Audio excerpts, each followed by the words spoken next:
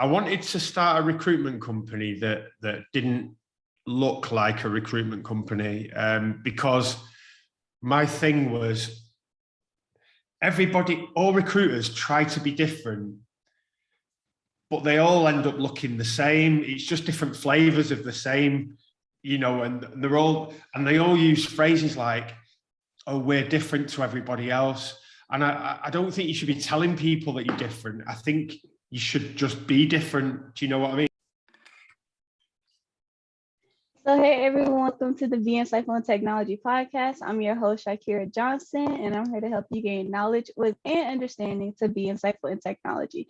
With today's guest, I actually met him on LinkedIn. I saw his recruit agency and I was really interested in the message, and I wanted to bring him on the podcast. So I have Simon Monaghan on the other end. He's gonna tell us a little bit more about himself and how he got started into Odd Shoes, which is a pretty interesting name. Yeah, there's a nice story to that one as well. I'm Simon Monaghan. I'm the founder of Odd Shoes, which is a tech recruitment company that's got clients all across the south of England. But I'm actually based in Chamonix in France. So yeah, it's a bit weird, but if you want to know more about it, you can either find me on LinkedIn or go to oddshoes.net.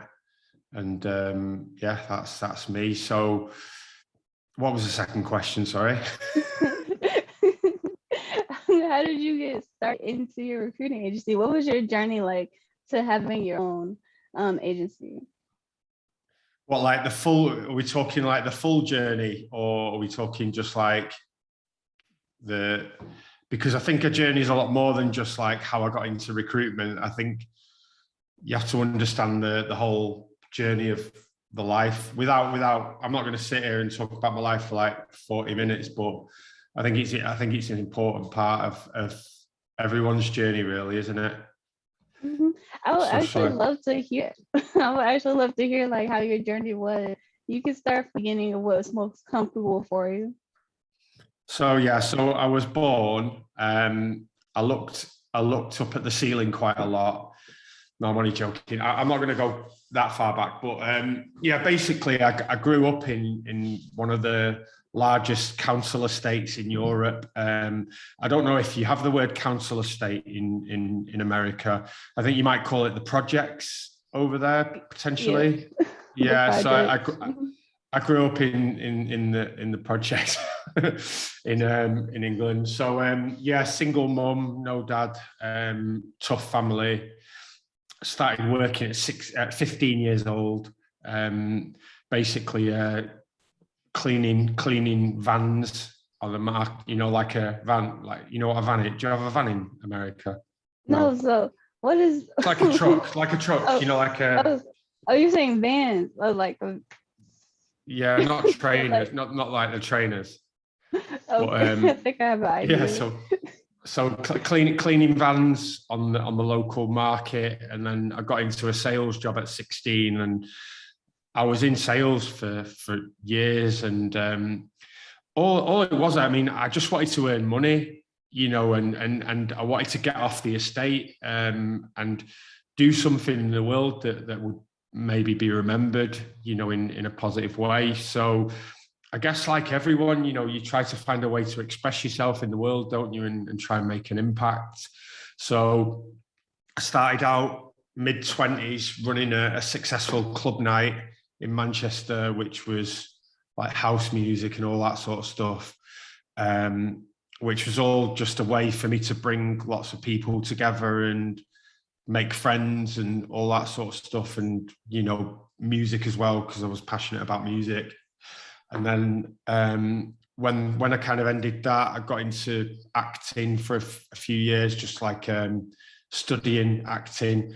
And obviously I learned a lot about myself then, but then I decided to start a band, like a music group. And then I was a lead singer in the UK for 3 or 4 years. So I guess the point of all of it is I was always trying to find a way to express myself some way. And then I got into recruitment. 8 years ago. I was diagnosed with ADHD around the same time. And that diagnosis changed my life really, because I started to understand myself and why I was the way that I was. And I was able to focus properly for the first time in my life. So it kind of opened up a lot of doors in my mind, and I got into recruitment, obviously, and I kind of started to understand the way recruitment should be done, the way it shouldn't be done. I was working for like a large recruitment agency who did all the classic things, you know, that you shouldn't do as a recruiter, like things like sending mass emails to hundreds, thousands of candidates based on a keyword on a CV that often were not even relevant. I'm sure as a tech employee, you've had that sort of approach. It was a very money focused approach to recruitment. It was all about making money rather than caring about the quality of what you were trying to do. And it was very fast, aggressive. The recruiters didn't have a lot of knowledge about what they were selling. So it was horrible, really, to be honest. But I learned a lot in that first 4 years. I was pretty average as a recruiter, if I'm honest. But I was just learning what type of recruiter I wanted to be. And then the next 2 years, I then got into a company in the south of England. They gave me a lot of freedom to try to find what type of recruiter I wanted to be properly. I spent 2 years doing that, and then I started to be really successful. And then I set my own business up a couple of years ago. And that's it, really. Yeah, pretty much. Honestly, that was a wild ride of a journey. You were figuring yourself out on that whole, like, you said you started a band and you was a lead singer? Yeah. And how did you end up in like tech recruiting? In all honesty, like, you know how there's like the creative artsy side and then there's like the scientific math side of something. And how do you bring that together when it comes to helping find like your path or your, you know, where you want to mold yourself into? So I mean, it depends what you mean by creative. Like I don't see myself as creative in terms of the classic sense. Like my fiance, she's an architect, so she's very creative. Like she you know, obviously she's drawing plans for houses and all that sort of stuff, and that's what I see as creative, or an artist or whatever. But I didn't feel like I was that creative. I just was good with words, and I knew how to write them, write songs and stuff, write lyrics. So I guess I got into that, and I forgot the question, which is ADHD 101. Yeah, but yeah, so I got like I was writing songs and all that sort of stuff, and then got into recruitment, and then I started to understand. I guess my experience writing songs helped me in recruitment, because in recruitment you have to do a lot of writing. You have to write job adverts. You have to write, you know, posts on LinkedIn all the time, and so I had to learn a lot about copywriting, and then yeah, and I care about statistics as well. I'm kind of like, I like writing, and I'm really deep into like statistics and data and understanding how many CVs do I need to send to make a placement? How many interviews do I need to set up to make a placement? You know, what is my ratio between sending CVs and interviews, and you know, just all that sort of stuff I really enjoy as well. I guess I've gone really off track there, haven't I, with my answer? No, you're fine. Honestly, like you being able to write off that is what I see as creative. I have not really been good at words. So you able to, you know, start a band, be a lead singer, write songs, and then translate that into being able to, you know, write the job adverts and be able to, you know, write the posts and do all of that. I see that as cool. So you're a lot more creative than you think. Yeah, maybe. Yeah, I suppose. I guess. Yeah, I don't like thinking of myself like that, but yeah, I guess. I don't like, do you know what I mean? Like, I don't like when other people say, oh, you are this or you are that. Like, I feel awkward when people say something like that to me. I don't like looking at myself too much. Really? Okay. Yeah. Okay. We'll take it off of you. We'll put it on Odd Shoes. So where did the name come from? So I wanted to start a recruitment company that didn't look like a recruitment company, because my thing was all recruiters try to be different, but they all end up looking the same. It's just different flavors of the same, and they all use phrases like, oh, we're different to everybody else. And I don't think you should be telling people that you're different. I think you should just be different. Do you know what I mean? Like Lady Gaga, she doesn't go around saying I'm different to everybody else. She just is. So I wanted to be different, of course, like every recruiter should want, but I didn't want to tell people I was different. So I decided to just be different in as many ways as I could. So the company name and the brand was one way of doing that. And I always really liked like digital marketing agencies, they'd have a really cool short name.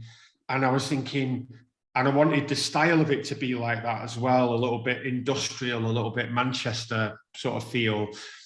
And so then I was telling my fiance about it and like thinking of names and things like that. And she then later on in the evening, she sent me a picture of 2 shoes.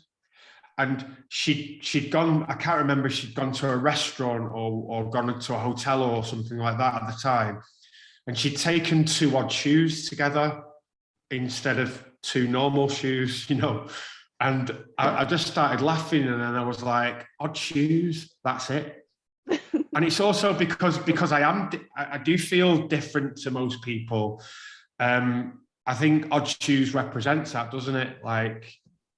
So, and it was easy to get on the first page of Google as well, which is always important. So that was it. Yeah, that's how it happened. Honestly, I've driven to check you out more because of the name. So I was like, what is Odd Shoes? So I dived a little bit. I was like, oh, they're tech roofing. I'm like, this is actually different. It was actually different. So yeah, got your point across. I mean, I'll give you an example of some of the recruitment companies locally and the names, just so you can have an idea. Oliver James Recruitment, Mexa Solutions, Spectrum IT Recruitment. Do you know what I mean? Like, they're all okay names, but it's just standard business names, isn't it? It's not really, there's no personality to it. It's just boring, blah. It was interesting how you got into your story of, basically your wife sent you a pair of odd shoes. You're just like, that's it. So that's pretty cool.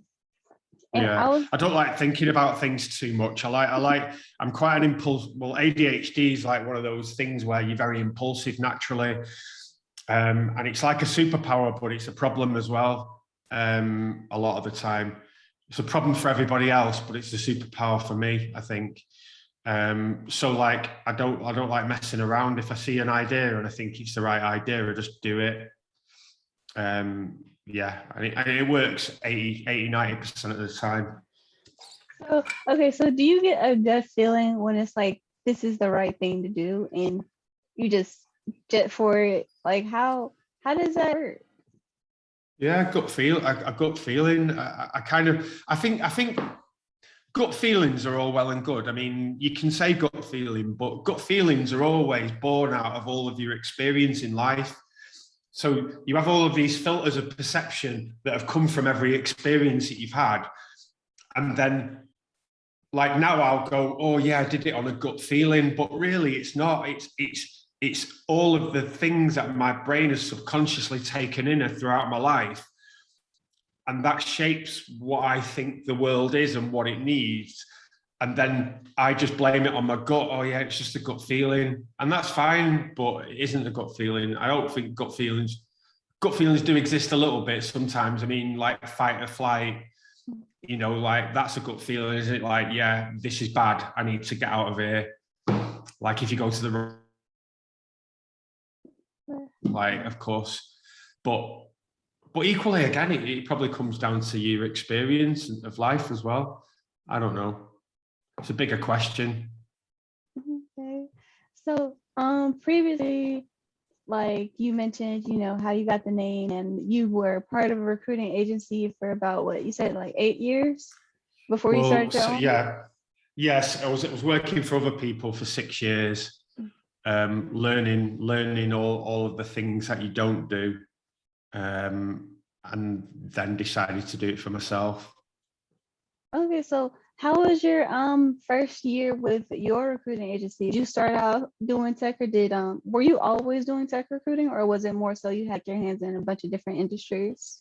Yeah, I mean, my first year in recruitment, I was doing like engineering recruitment, like do you know, like electronics and embedded software.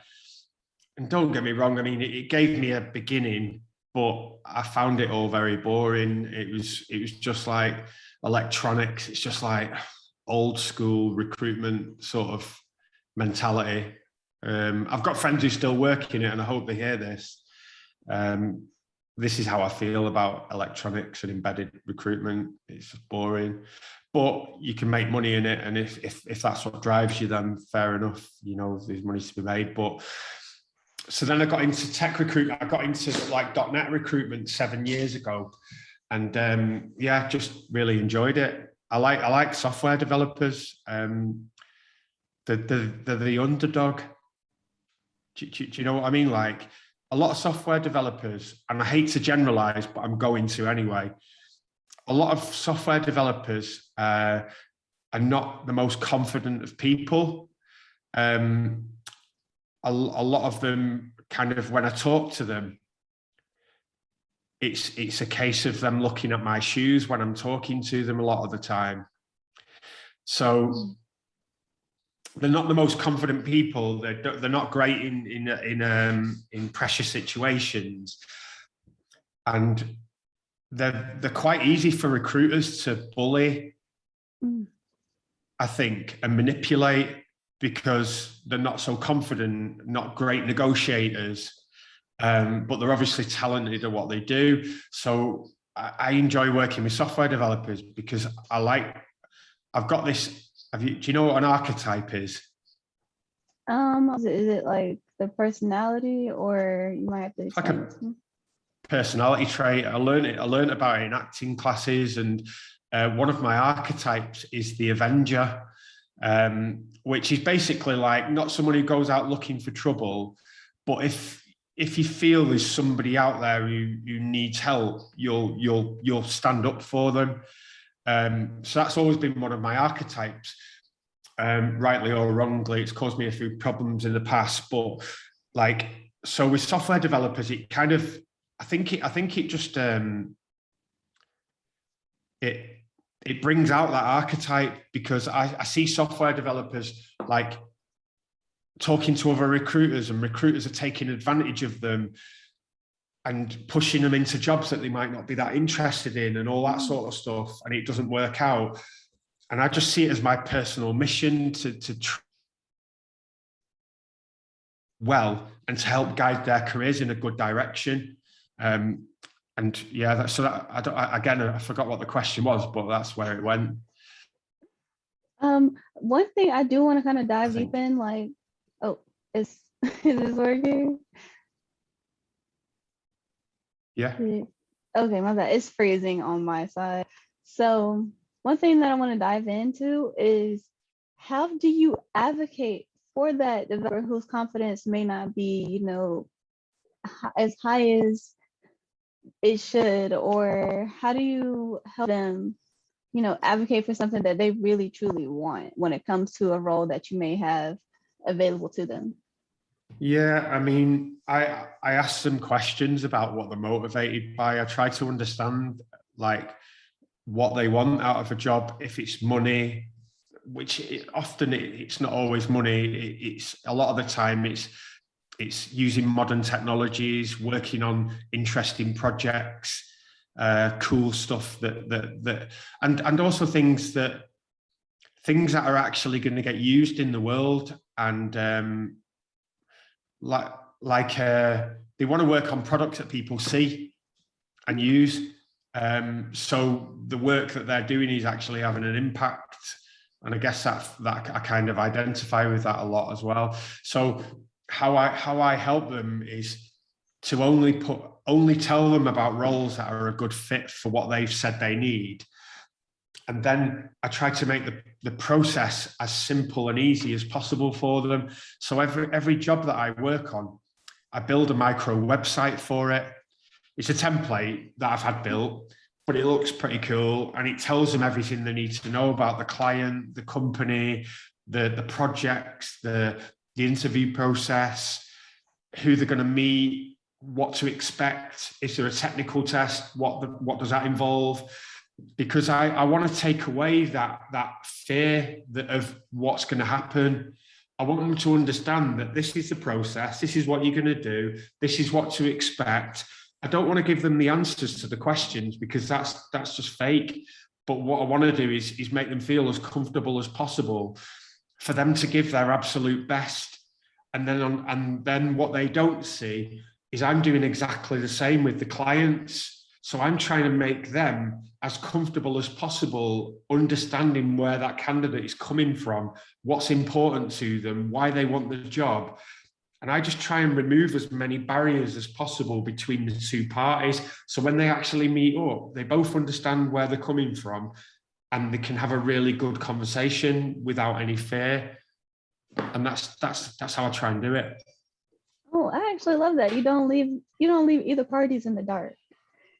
Yeah. And I've even noticed with the recruiters that I've worked with that, they'll talk to you one day and then they'll say, okay, we'll get your interview. And then it's just like, they don't say anything. They don't give you any feedback. They don't talk to you about what's going on.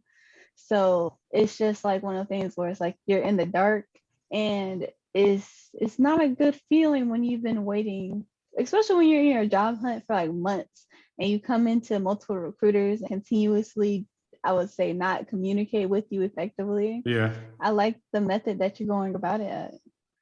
People can handle rejection. Mm-hmm. And recruiters don't reject candidates well. Like I'm sure as a tech employee, if you applied to one of my jobs and it was a no, if I just ghosted you, you're going to feel worse than me telling you, right, Shikirah, the reason why you didn't get the job is because you failed on the technical challenge. And the reason why is because you put that class there, or you did this, or you did that. But they thought you came across well as a person. These are the things I would do in future if I was going for another job. This is what I would brush up on. Now you can walk away from that, and if you're the type of person who wants to improve, you'll use that feedback to get stronger and get better. Like, so learning to reject people is a power for a recruiter. And every candidate that I deal with, whether they've just applied for a job online, no matter what, they'll get a response. And the response will always be personal to them, like why I'm rejecting them, whether it's that they're not strong enough technically on paper, or that they're in the wrong location, or whatever. Like, I'll give them a reason, because you can't learn from silence, really.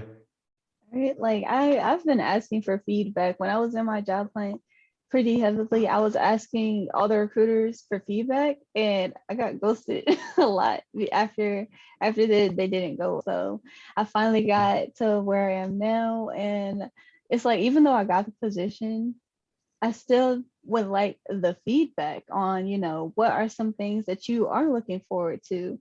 So at that point, I just make sure to find someone that meshes well with my mission, pretty much. Why do you think that recruiters don't give you feedback? Have you thought about it? I've heard that we can't give feedback for confidentiality reasons. Other Right. reasons is just like they just don't respond. Like you're communicating with them, and it's just like we'll get back to you in Yeah. weeks or so. So it's either like the pushback for timing, or it's like, oh, we can't let you know this stuff because it's Yeah. confidential. So Confidential, that's bullshit. right. That's bullshit. Like, that's just such a cop out. But I think there's two main reasons why people don't give feedback. The first one is that they haven't got strong enough relationships with the clients that they work with to be able to influence that client to give correct feedback. That's the first reason. The second reason is they work for a company where it's not about quality, it's about throw as many CVs at a job as possible, and the ones that get rejected, don't even contact them because it's just time being wasted.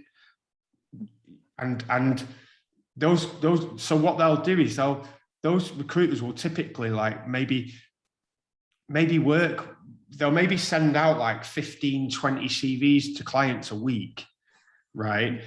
And they'll set up maybe 10 interviews, 5-10 interviews every week, and they're just throwing shit at a wall and hoping some of it sticks, and that will get them a result. It will get them a result. Let's say you have 10 people at interview, you might make 2 placements from that. You might get lucky and make 2 placements, and that makes money for that company. So as soon as you can validate that approach with, well, I'm making money, so it works, then that's your mentality. But what they don't think about is, well, how do the other 8 people feel who didn't get feedback? Who are they going and telling about my recruitment agency that I'm doing a bad job? How did the clients feel interviewing those 10 people and only liking 2 of them? It's all of those things that they don't think about, because as long as money's coming into the pocket, it doesn't matter. And I just think that's so bad. Like, I'd rather work with less candidates with a much higher quality process, and everybody isn't having their time wasted.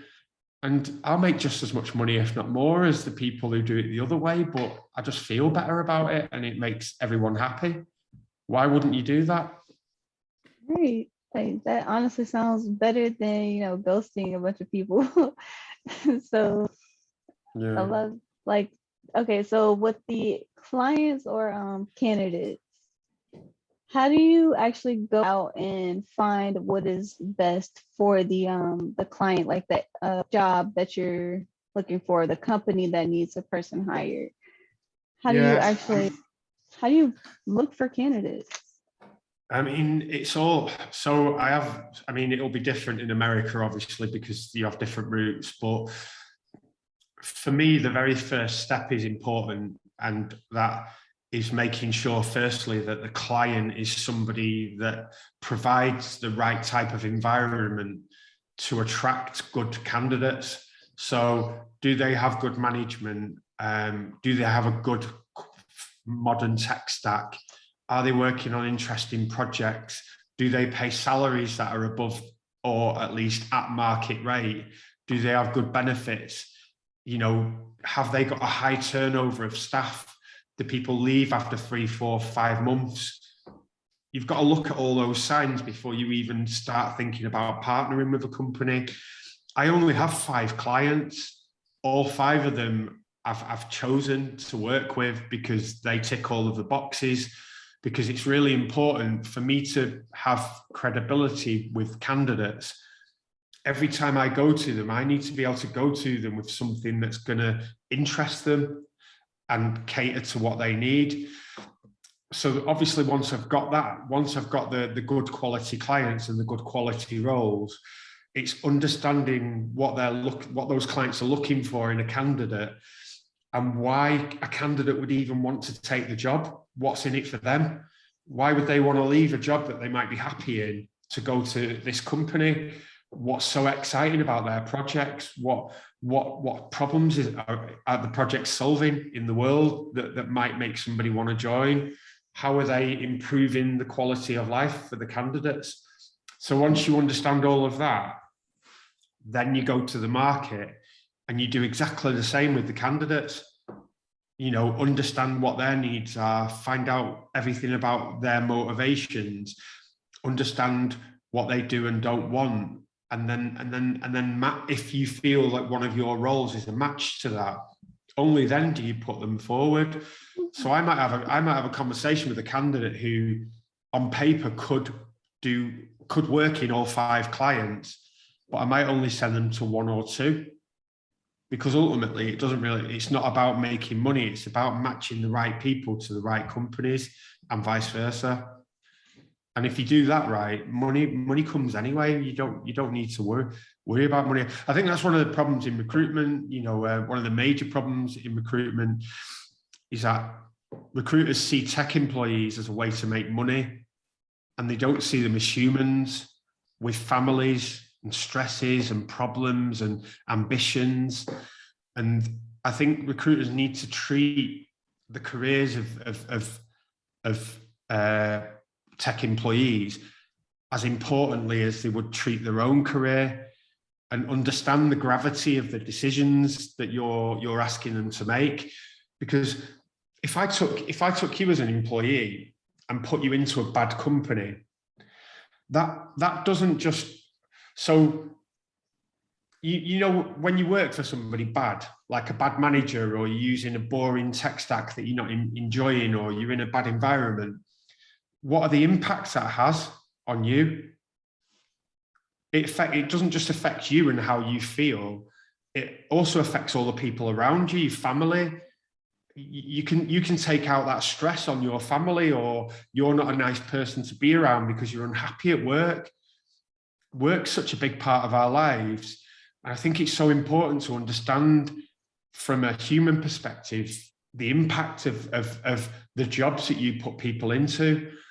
And if you've got a responsibility as a recruiter to get that right. It's not just about making money. I feel like a lot of times with jobs in general, they lose that this is actually a person aspect. Like, I don't even know if you guys on your side are going same thing, but you remember like the Great Resignation, with a lot of people are just leaving their jobs after COVID, Yeah. and then like the market, everybody's bringing people in higher amounts of money. So it's what is it? It's an employee's market right now, pretty much. Yes, same in the UK. Okay, so with that, it just showed how that the human aspect, like the work-life balance, is pretty huge topic, where people are now realizing that they're not trying to overwork themselves for a position that can drop them in a day or with no notice. So adding that human aspect into just realizing that these are people, they have families and everything that they're surrounded by, just like you. That's what people forget. Like you can't let the number block you from actual feelings of a person on the other side.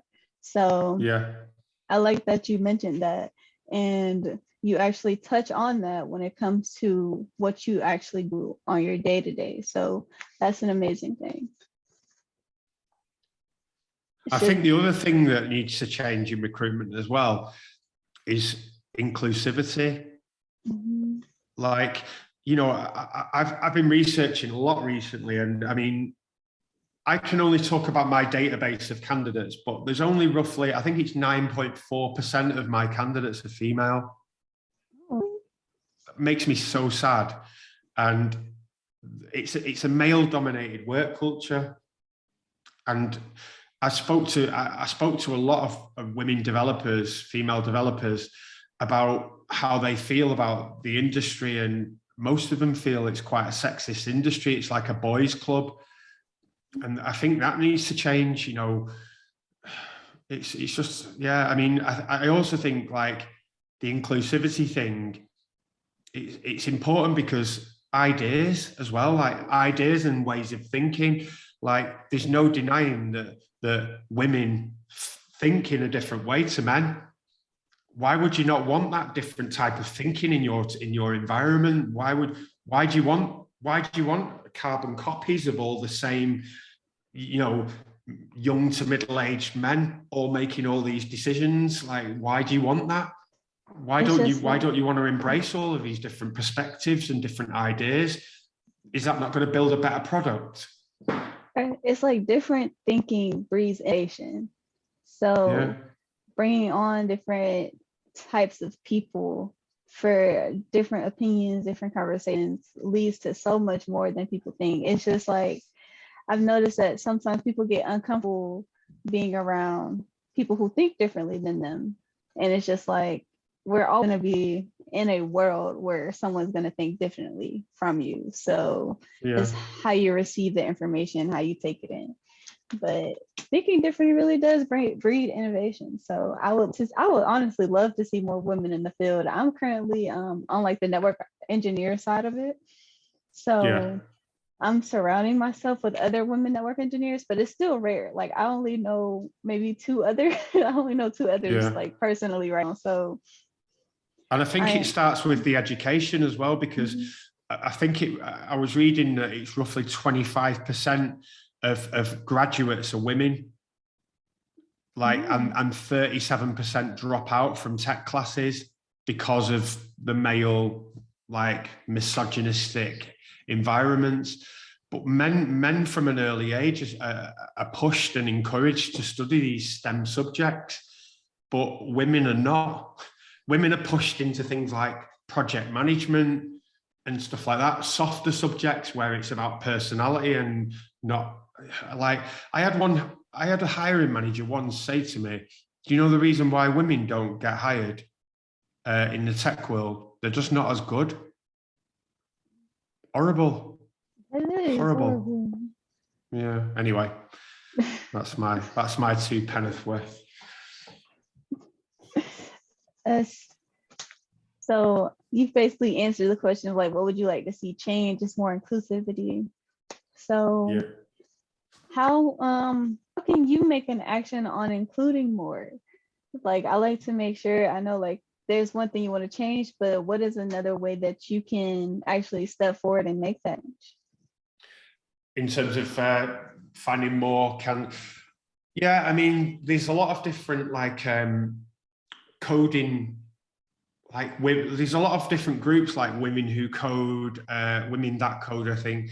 There's one in the UK called Code Bar, and someone I know who lives not far from me, she's the founder of that charity, and they help minorities get into tech, basically. So I've tried to involve myself a little bit with that. And I think it's just being more aware of it as well. Like, I try to have those conversations with my clients as well about what they can do to be more inclusive. I think everybody's just got to do the small things that they can do. I'm not an expert on it. There's people out there with better opinions about this than me. But I do know that it doesn't feel right. At home, I have my fiance and her 2 daughters. So I'm inspired by them every day. And I just think to myself, like, what if one of the girls were in a company and they were made to feel like not included? How would I feel? So I obviously I'm in a position of privilege. I'm a middle-aged white man. I'm in the best position in the world, aren't I guess, from that perspective. But, I try to understand, I try to listen, and I try to do the things that I can do to help. And if every person like me was to do a little bit and actually be more aware of it and read books about it and try to understand, then maybe things would change. But it's just sad because I look at every single one of my clients and they're all nice people, but every single one of them, every position of power is a middle-aged white man. Simple as that. And that's only 5 clients. it's only 5 clients, but it's the only 5 clients I've got. And that's it. The only female in a position of power is at one client is the chief people officer, and she cares about diversity and she's trying to do things about it. It's sad. So from my perspective, like because you can positively discriminate, can't you? Like, so what I could do is, oh, she's a female developer, I'm going to work really, really hard with her. Is that the right thing to do? That's when it comes into play. Like, that's a questioning thing. Like, for me, it's like I'm in the process of finding more people that look like me to join in the industry. Because it's a lot of the thing, it is the awareness that we're not part of. Like, your upbringing really does show, what you have access to and what you like. I'm gonna touch on a little bit on like my journey real quick. So as you said, like you're in the projects, I have to basically raise my mom majority of my life. So in that aspect, all I could see is what my parents did, what my grandparents did, and they all worked in like warehouses. They go to work 12 hours a day. They're there for years. That's what they put up with. They take what's given, and they don't get most. So for me, it wasn't. Let me say, it wasn't meant for me to end up in tech. If I'm gonna put it like that. If you were, I understand what you're saying. Like you there was no. It's the same for me. Like there's no people like us who come from that sort of background. Like we're just expected to follow the same route. Yes. So it wasn't until I looked at it and I've, actually paid attention to school where it's just like, I'm looking for a different opportunity to not end up like this, because I see the stress that they go through. I see like the pain that's in their eyes pretty much of them having to do this routine because that's all they know.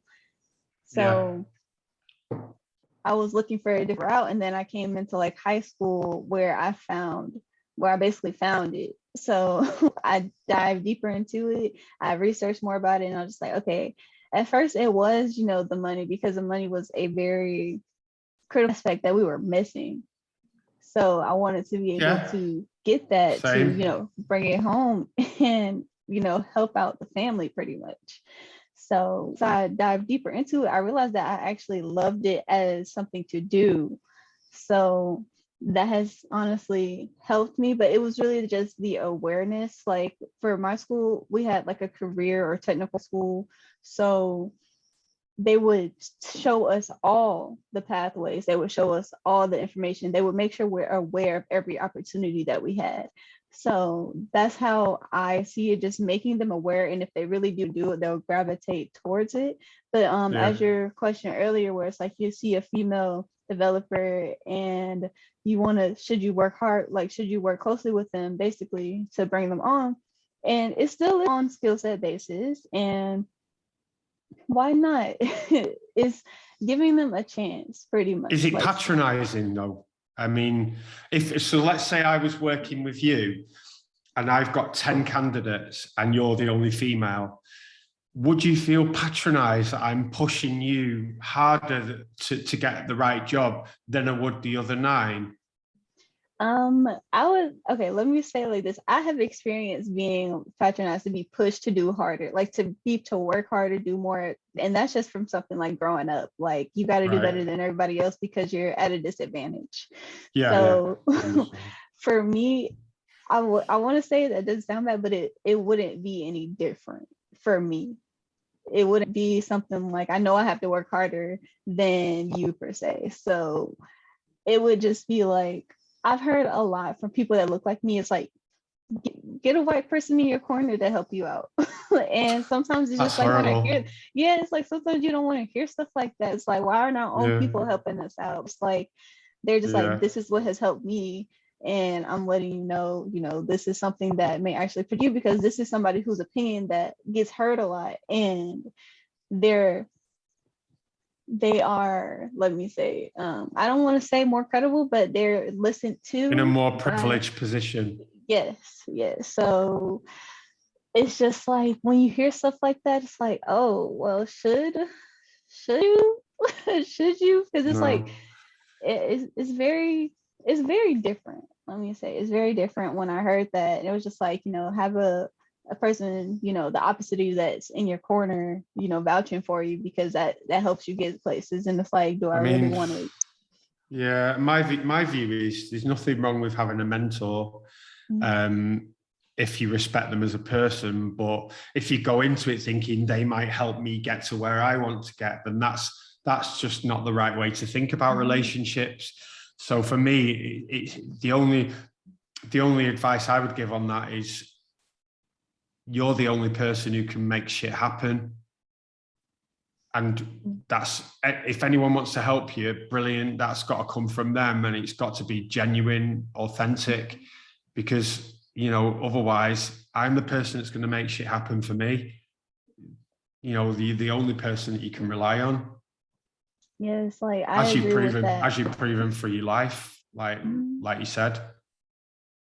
And it's like with the whole, getting females involved, it's very interesting. It really is a touchy subject, but at the same time, it will come down to skill set.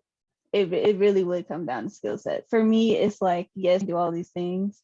And if the person who is, in that position to move forward as, like a recruiter or a hiring manager or something, they have a bias against women. But, I've done the type where I can do what I need to do, and I've showed you my skill set, but you still have, like, they may still have this blockage based on, what I look like. Sometimes it's not even like, it's a lot of the time it's just a naturally in there, and if they actually took time to realize that they had that, they'd probably be horrified that they've got that. But again, your biases are shaped through your experiences and the people that have been around you. So if you had like parents or grandparents that were particularly racist growing up, then maybe you might have that subliminally in you, and you've got to work really hard to get it out. It really about how you grow up in like every aspect. Whenever there's something going on, I feel like all psychologists do this. They look at the childhood, because it's always about how you got brought up. It's all about what environment you were in when you were younger, what people you were surrounded by. So yeah, it's like that is gonna shape you into the person you are. I feel like the older people get, the harder it is to get out of their ways sometimes, depending on the person. But when it comes to that, it's just like, these new ideas, these new things that may be hard for people to grasp. And sometimes I don't want to hold them, but at this point, it's like the world is changing, the environment is changing. So there are a lot of things that you have to learn and be able to adapt to in a more positive way. So I don't know. Like there are a lot of opportunities, but we have to be able to provide those opportunities to people who normally don't get to see them. Yeah. I mean, in answer to the question, I do work harder with minorities to help them to get the right job, because even though I don't want to be patronizing, even though like I don't want them to think that my help is the reason why, I know that there is a problem in tech. And if I've got somebody who's in a wheelchair or is in a minority group, I'm going to work a little bit harder for them, and I don't care, because there's enough opportunities out there for the straight white males of the world. So if I have to push somebody forward a little bit harder to help them, then I'm going to do it. And if it upsets someone, I don't care. Right, like we need help. I'm gonna say we do need the help, because it's just like I've noticed, if I went through like a lot of stuff. So I went ahead and got my associate's degree out of high school, and then I got some certifications, and then I got my bachelor's degree. Like in that whole process, I was like applying to jobs at each stage, and I noticed more and more how even someone who did the same thing as me, I have a older classmate who was pretty much the opposite of me, and they went through like the less schooling, but we went through the same exact programs. We were even partners there, and I did majority of the work when we were partners together. So it's just like I knew a lot of the material, I knew a lot of the things, and we went through the same stuff together. But it's just like, since he was the opposite of me, it's like, even though we had the same skill set, same level, it's like he was here, and it felt like I was constantly trying to climb the ladder. Yeah. So, but saying that though, one of the most one of the things that inspires me is people who can handle the struggle of life. Like, and yeah, you do get people who just get it all handed to them on a plate, but isn't it going to be more satisfying when you've had to overcome all of those hurdles and then you finally make it to whatever the summit is for you personally, and you've overcome all of that? Like, that's a life worth living. Like, you could sit there and go, well, these people out there are the opposite to you who start out there, but what would you rather have? Would you rather have it handed to you on a plate? As unfair as it is, would you rather have it handed to you on a plate, or would you rather fight for everything and achieve? with that, I can say, honestly, I like when I overcome stuff. Like, I am very goal oriented, so I just like achieving goals. But on the other hand, when I do look at the other side where it's like handed to them, I'm just like, why is it so hard for me? It's like, I don't know. I really do enjoy the challenge. Like, that's just me. Yeah. But for other people that, are like me, it's just like they stuck in the why is it always handed to them? And sometimes it's just like, you do have to work hard. And then it's always going to be the question of like, why do I always have to work so hard? And I just I don't normally have an answer for that one. I just don't normally know, what to do. It's just a thing we get told consistently as we're growing up, that, you have to work 10 times harder. So it's ingrained in me to just do that. But it's like, why do I always have to do that? Yeah. No, I feel what you're saying. And the thing that I've learned in life is, and especially when I went to acting school, because one of the key things in acting is you've got to be able to express and be in touch with your emotions. And a lot of stuff happened when I was a kid that I never spoke about growing up. I bottled it all up. And in acting, like, one of the exercises was we all, like 15 of us, would sit in a circle and we'd have to tell each other like our deepest, darkest things that have happened in our lives. And it was such a freeing experience to do that. And I can't remember why I'm telling you this, but that's so annoying. What were we talking about before that? Well, we were talking about, well, the topic stemmed from helping, more diverse candidates get into, tech, but how you're brought up can, determine your biases or unconscious biases.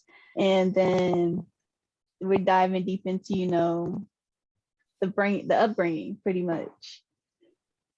I can't remember why I'm telling you about the acting thing, but yeah, no, I can't remember why I'm telling you that. Oh my god, this is a problem with ADHD. Like, my mind goes in so many different places, and it forgets where it's been sometimes. So apologies, and you can cut that bit out if you want. No, it's no problem. So since we're getting closer to the end, I don't want to take too much of your time. I want to make sure you can enjoy your weekend. It is a beautiful Saturday. It was snowing a little bit over here. So, yes. How can others get to where you are? And then we'll get the motivating, insightful quote from you. Yeah. I think it's just be inspired. Like, if someone like me from the rough part of Manchester can grow into a person with good morals, build a business, and be someone that my family and friends can be proud of, then anyone can, hopefully anyone can. So I think what the advice I would give is build a vision that you feel really connected to emotionally, first of all. Understand what it is that you want out of your life and why it's so important to you. Then start to figure out what are the things that you need to do to achieve that vision. Like you might have 2 or 3 things that you need to do, and then you get those in your head, and then you're like, right, okay, there's 3 things I need to do to be able to achieve my vision. And then break those 3 things down into smaller activities, and then just be consistent and continuously, build a process to achieve what you want to achieve, and constantly try to improve it and be consistent by following your process. It really is, life really isn't that hard. It can be broken down into just processes, and following those processes, believing in what you're doing. And the other thing as well is don't fear being different to everybody else, and don't be scared of saying no to people. Like a lot of people just want to please other people. And one of the biggest skills I ever learned was to say no. I like that one. I like that one. Like saying no has been really helpful actually in this year, last year. Saying no has been a powerful word that's allows you to feel like you've taken the power back. So yeah, exactly. It can be quite a freeing. Saying no, it's like, when you've got a bedroom and you've got loads of things that you don't use anymore, like loads of clothes in your wardrobe that you never wear, or loads of things in the cupboard. And it's the same feeling as getting rid of all of those things that you don't want anymore, giving it to charity or whatever. You just have this feeling of freedom. And it's the same when you say no. So if there's a client who wants to work with you and they're not willing to pay you what you're worth, or they're not willing to pay your candidates what they're worth, or any of that sort of stuff, just being able to say no to them. Or if a client isn't working out the way that you wanted, like letting them go. Like, it's such a freeing experience, and there's always more opportunities out there. I think it was Will Smith, actually. Did you read Will Smith's book? No, not yet. I didn't read his book yet. Don't spoil it. It's amazing. But one of the things that he says is he was talking about this story about building a brick. His dad forced him and his brother to build a brick wall in his dad's refrigeration company. And obviously these were kids, so the last thing they wanted to do is build this really big wall brick by brick. So they were always complaining about it. They're complaining because they built maybe a few bricks, and they're looking at how big the wall needs to be, and they're thinking, this is going to take 6 months. So the dad said to them, you need to stop thinking about this wall as being you've got to build a whole wall. All you've got to do is learn how to lay one brick perfectly. That's it. Brick by brick. So then Will Smith went on to say that was one of the biggest lessons that he learned. And whenever you give up on it, whenever an opportunity leaves your life, there's always another brick that you can lay. And the only question is, are you going to get up off your backside and lay it? And I thought that was such a powerful, and it's, I guess when, you mentioned about putting a quote together. I don't like motivational quotes, if I'm honest. I was looking at them and I was like, no, it's all very contrived. So, but my actual quote, something I wanted to say is, you can have a vision, you can have a plan, you can have a goal, an ambition, and it doesn't really matter if you don't get off your ass and actually begin something. It's just a pipe dream. It's just a fantasy. So get off your ass and actually start. If you want to write a book, write a line, write your first line, even if it's crap, because that will instigate, that will naturally, your brain will instigate, right, okay, I've started. And I think procrastination is one of the biggest problems in people in general. They've got all these hopes and dreams, but they're just hopes and dreams, aren't they, until you actually make a move. You're right. You're right on that. Like, honestly, I really enjoyed I enjoyed you on the podcast today. I really did. Like, I love the topics that we got to speak on about. And I'm hoping to be able to do a panel discussion soon with, as we talk, just have different point of views about like some really different subjects. So I hope, you're on a whole different timeline than me with everything, Yeah. like, well, time zone than me. So really hoping we'll be able to discuss further and gather in more opinions and views. But thank you so much. And how Yeah, can thank the you. people find you again? And Um, oddshoes.net. yeah, oddshoes.net and obviously LinkedIn. I don't really like social media, but LinkedIn's like, okay. LinkedIn is where you get to find all the candidates unless you meet them in person. But Yeah. thank you. I'll make sure to include his links in the show notes. And also, don't be afraid to come and listen in and reach out to all the people that are on the podcast and check out Skillshare, which is you get 1 month free with my link in the show notes. Make sure that you're leveling up skill set. It is a world out here where there are a lot of people to compete with. So you want to make Yeah. sure that you are on the best level. So click on my link in Skillshare and the show notes. And also, I'm your host, Shakira Johnson on Be Insightful in Technology, here to help you gain knowledge, wisdom, and understanding to what is insightful in technology. And every episode is up on, well, new episodes up every Thursday. So thank you guys for listening in and hope you have a good day.